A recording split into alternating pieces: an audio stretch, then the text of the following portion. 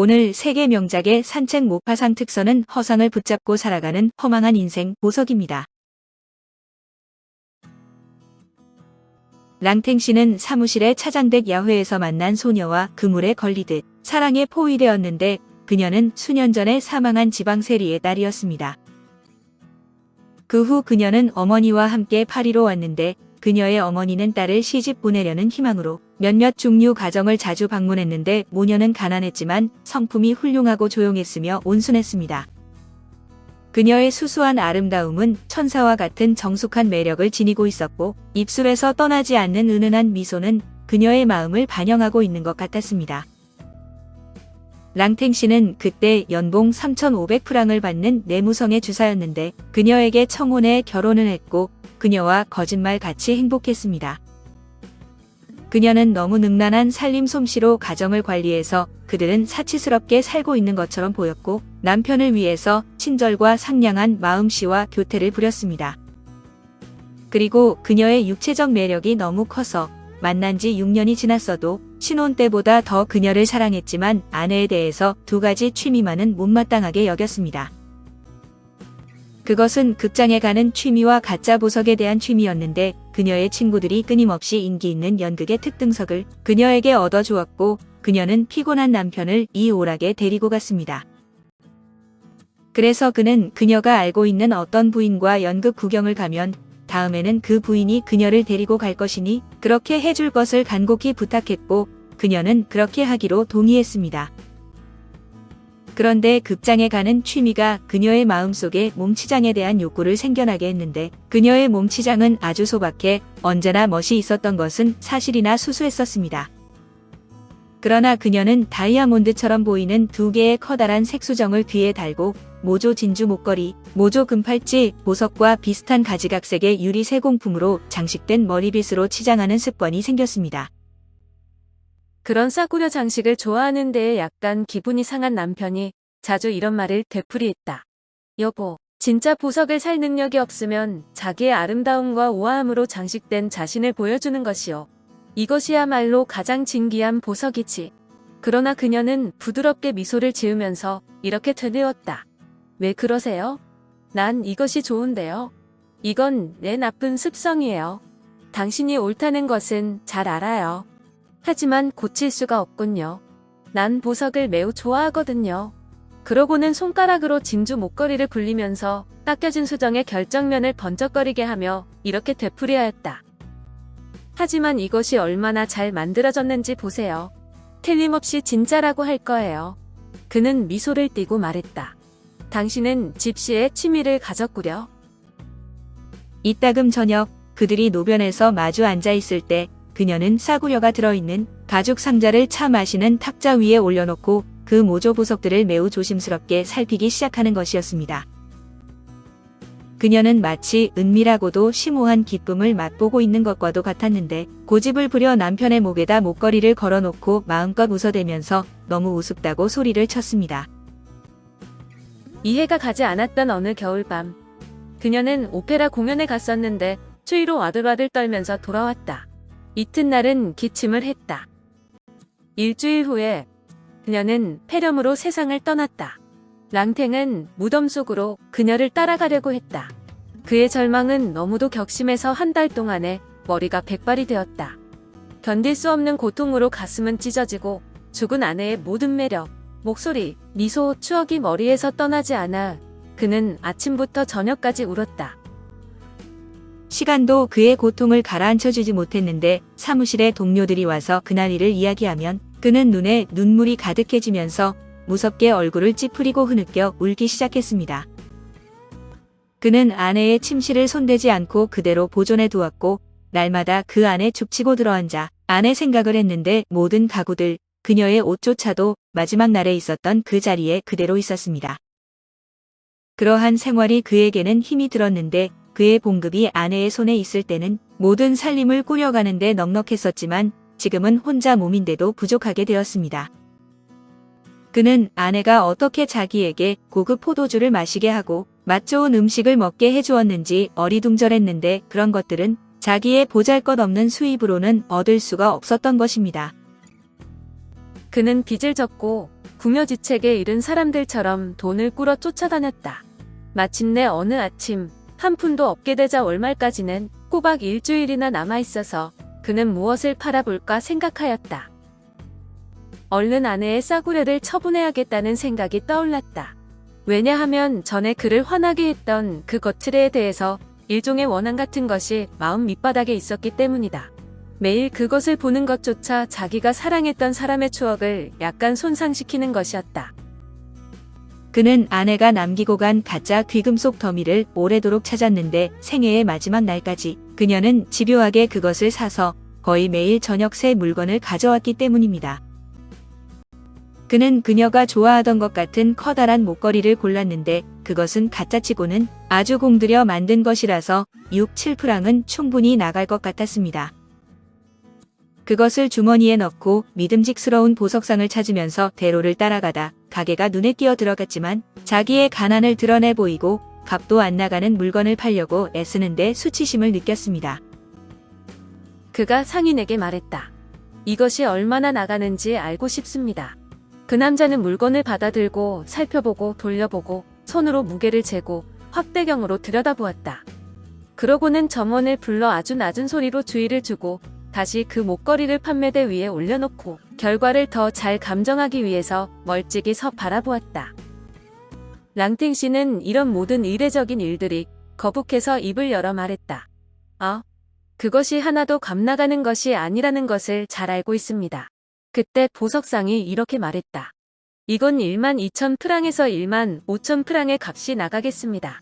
하지만 정확하게 출처를 알려주셔야만 살 수 있겠는데요. 호라비는 눈을 커다랗게 뜨고 그대로 멍청하니 있었는데 이해가 가지 않아 더듬거리며 사실이냐고 말했지만 상대방은 더 받을 수 있으면 다른 데를 찾아보라고 퉁명스럽게 말을 했습니다. 랑탱 씨는 얼이 빠져 목걸이를 집어들고 나왔는데 진짜와 가짜를 식별할 줄 모르는 보석상이 있다니 웃음이 터져 나올 것 같았습니다. 그리고 그는 폐가 입구에 있는 다른 보석상으로 들어갔는데 보석을 알아보자 금은세 공사가 소리를 쳤습니다. 저런, 이 목걸이를 잘 알고 있지요. 우리 집에서 판 것이거든요.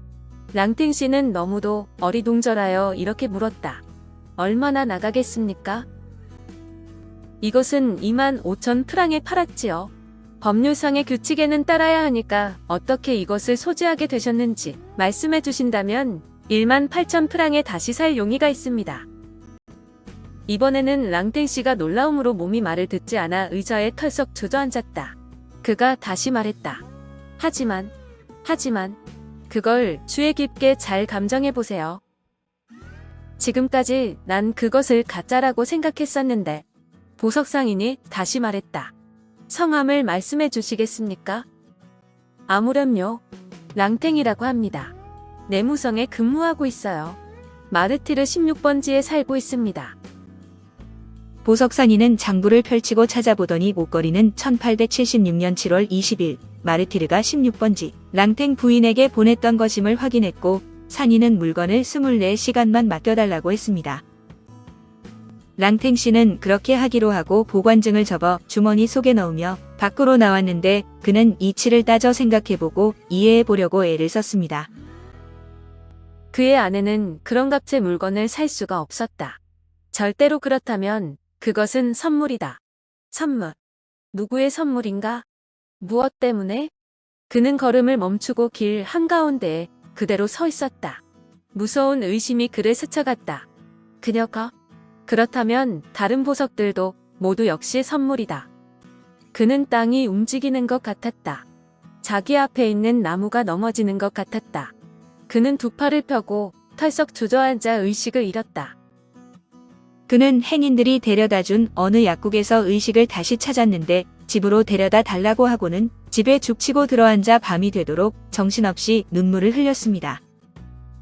소리를 내지 않으려고 손수건을 물어뜯었고 피로와 슬픔에 눌려 잠에 골아떨어졌다가 햇살 때문에 잠에서 깨어나 직장에 나가려고 천천히 일어났습니다. 그와 같은 충격을 받은 후에 일을 한다는 것은 힘든 일이라 상사에게 변명할 수 있는 거리를 곰곰 생각해 편지를 썼고 보석상에 다시 가보기 위해 나서면서 랑탱은 지나가는 사람들을 바라보며 생각했습니다. 재산이 있다는 것은 얼마나 행복한가. 돈만 있으면 슬픔까지도 덜어버릴 수가 있다. 가고 싶은데 가고 여행도 하고 기분 전환도 할 수 있다. 내게도 돈이 있다면.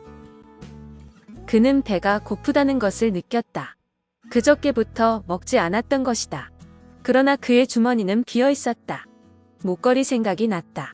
18,000프랑. 18,000프랑. 그것은 거액이었다. 그는 폐가로 들어서서 상점 앞 보도 위에서 이리저리 거닐기 시작했다. 18,000프랑. 20번이나 더 들어갈까 말까 하였다. 그러나 언제나 수치심이 그의 발걸음을 멈추게 하였다. 그렇기는 하지만 그는 배가 고팠다. 너무 배가 고팠다. 그런데 한 푼도 없었다. 그는 갑자기 결심을 하고 생각할 시간을 두지 않으려고 달려서 길을 건너 보석상으로 뛰어들었는데 그를 알아보자 상인은 상냥한 미소를 지으면서 서둘러 의자를 내놓았습니다. 보석상인은 조회를 해보았고 제의했던 금액을 지불할 용의가 있다고 말했고 서랍에서 18매의 커다란 지폐를 꺼내어 세어보고는 랑탱에게 내주었습니다.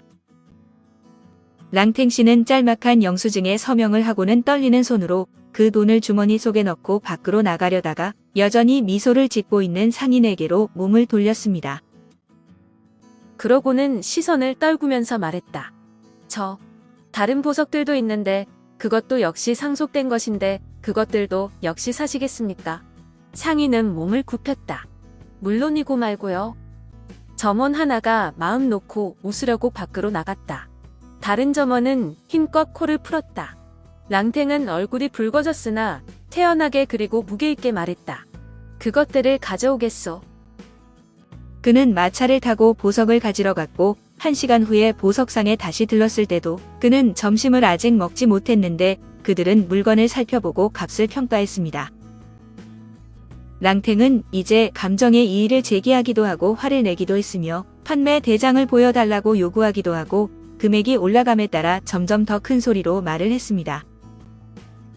커다란 다이아몬드 귀걸이는 2만 프랑, 팔찌는 3만 5천 프랑, 브로치, 반지, 메달은 1만 6천 프랑, 에메랄드와 사파이어, 장신구는 1만 4천 프랑, 모두 19만 6천 프랑에 달했습니다.